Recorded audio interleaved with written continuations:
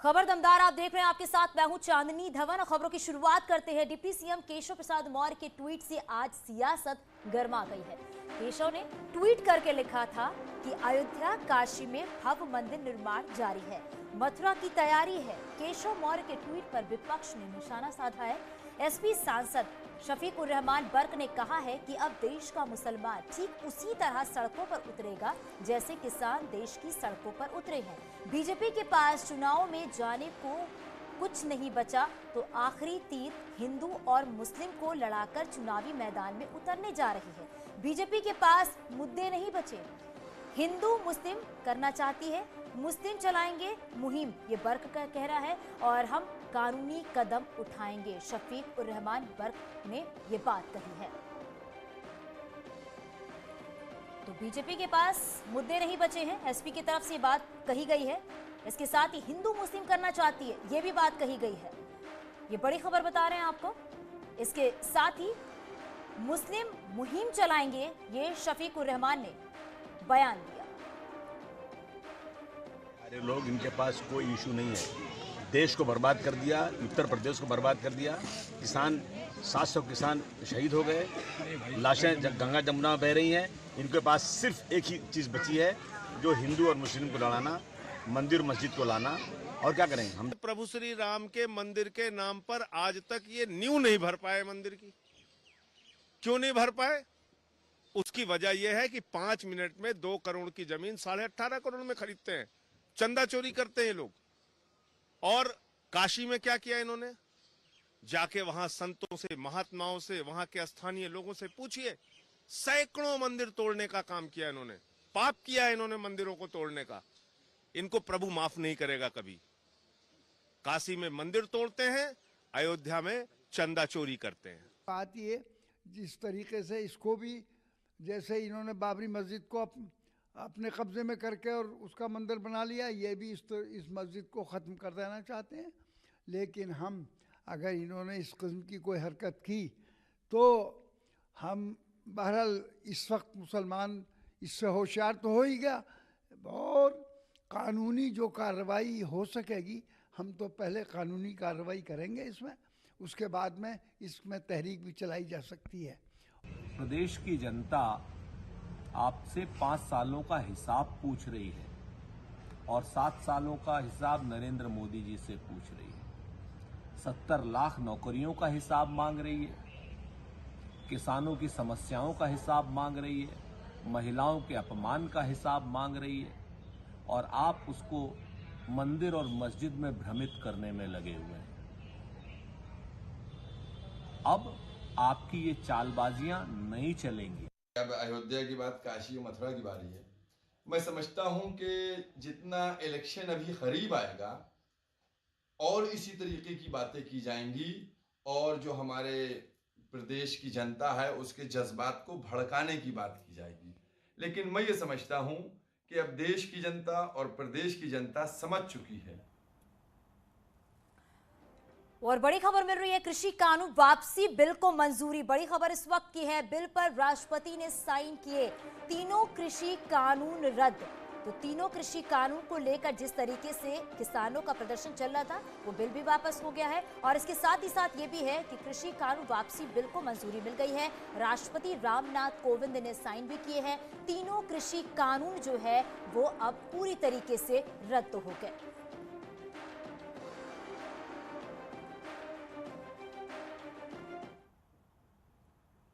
आगे बढ़ते हैं। यूपी के विधानसभा चुनाव से ठीक पहले योगी सरकार एक बड़ी योजना पर काम कर रही है, जिसके तहत ग्रुप सी और डी के लाखों कर्मचारियों और अधिवक्ताओं को सब्सिडी पर घर उपलब्ध कराए जाएंगे। इन मकानों के खरीदारों से जमीन की कीमत के रूप में केवल 1 रुपए लिया जाएगा। खरीदारों को इस शर्त पर छूट दी जाएगी कि वो इसे 10 साल तक नहीं बेच पाएंगे। उन्होंने मालिकाना हक भी मिलेगा और 1 रुपए की कीमत पर मकान देने का मसौदा उच्च अधिकारियों की बैठक में तैयार किया गया है। उच्च स्तर से मंजूरी मिलने के बाद इस प्रस्ताव को कैबिनेट से पारित किया जाएगा और इस योजना का लाभ कैबिनेट द्वारा प्रस्ताव पारित होने के बाद ही लाभार्थियों को मिलेगा। और अभी तक ग्रुप सी और डी के कर्मचारियों को छूट देने पर मकान देने की कोई व्यवस्था नहीं है।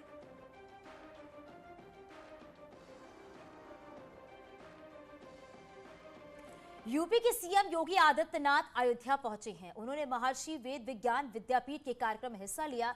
योगी ने राम के अस्तित्व पर सवाल उठाने वालों पर भी निशाना साधा।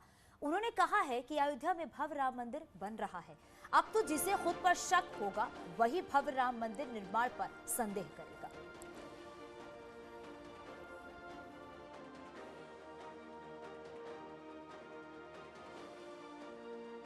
राम ने तो कभी न अन्याय किया और न अन्याय सहा।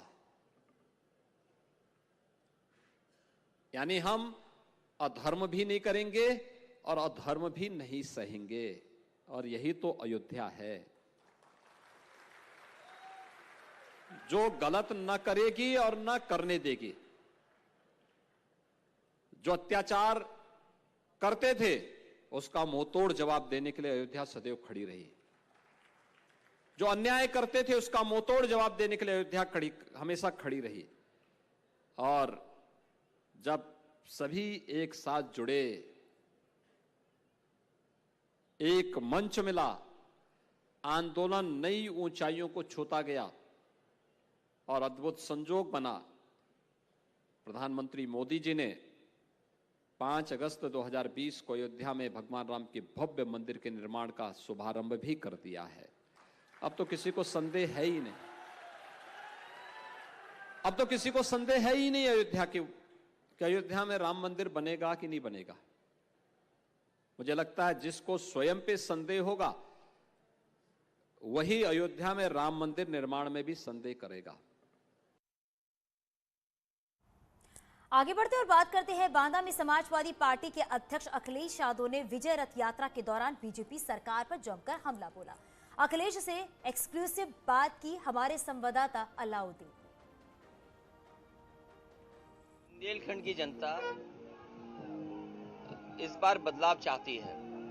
भारतीय जनता पार्टी ने वादों के जुमले दिए। यहाँ पर बुंदेलखंड की जनता से झूठ बोला और आते आते डबल इंजन की सरकार बुंदेलखंड में फेल हो गई है। बुंदेलखंड की जनता एक बार इन्हें समर्थन दिया, इस बार इनके हाथ खाली जाएंगे। इनको समर्थन नहीं मिलने जा रहा है। पूरी तरीके से भारतीय जनता पार्टी का इस बार सफाया होगा।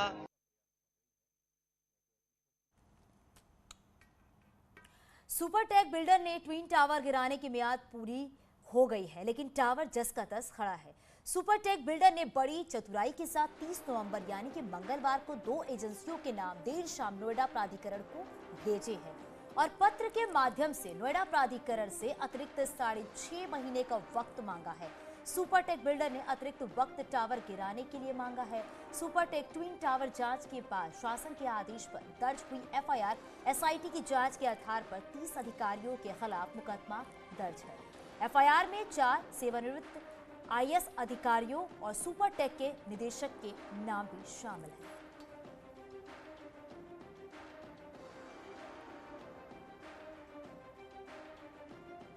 तो सुपरटेक ट्विन टावर में जो कि ये टावर गिराने का वक्त पूरा हो चुका है, लेकिन यहां पर वक्त मांगा गया।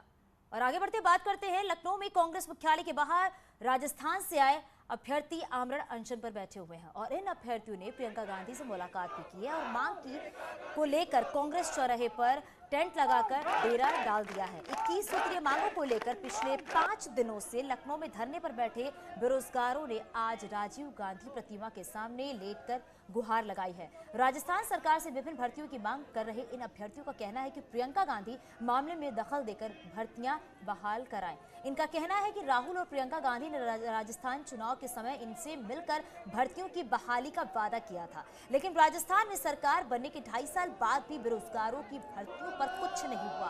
अभ्यर्थियों ने चेतावनी दी है कि जब तक उनकी मांग पूरी नहीं होगी ये लोग लखनऊ में कांग्रेस मुख्यालय के बाहर धरना खत्म नहीं करेंगे।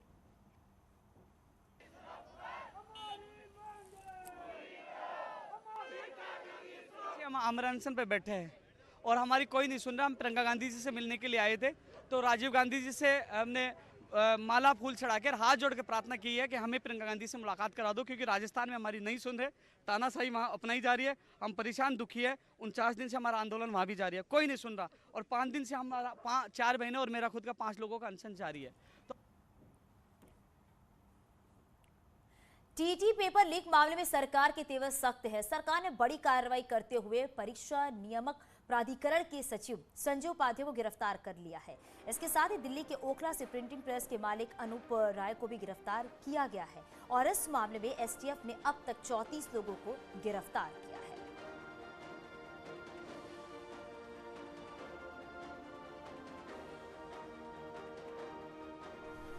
उन स्थानों से लीक हुए हैं जहां ये प्रिंट हुए।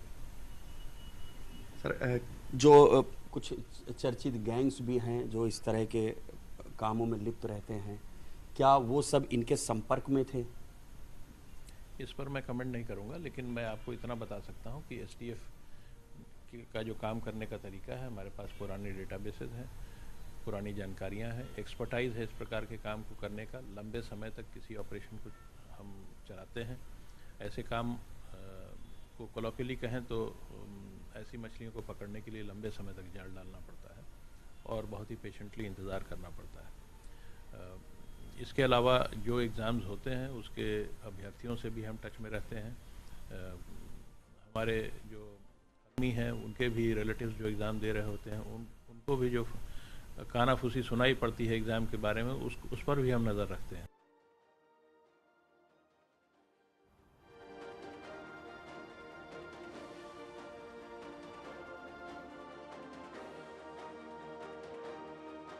प्रदेश में भारतीय जनता पार्टी को हार का डर सताने लगेगा तो जनता के असली मुद्दों से ध्यान भटकाने के लिए वो जाति धर्म की राजनीति शुरू कर देगी। अब वही उन्होंने शुरू किया है, जाति धर्म की राजनीति को जोड़ देना चाहते हैं। लेकिन उत्तर प्रदेश की जनता भूली नहीं है कि किस तरह की महंगाई है, किस तरह की बेरोजगारी है, किस तरह से महिलाओं पे अत्याचार बढ़ा है, किसानों किस तरह से यहाँ पे रौंदा गया है और किस तरह से कोविड काल में यहाँ लोगों की मौतें हुई हैं। इसलिए उत्तर प्रदेश में 2022 में 22 साइकिल की सरकार होगी और भारतीय जनता पार्टी की विदाई तय होगी। और वक्त तो चला छोटे से ब्रेक का, जल्द लौटते हैं।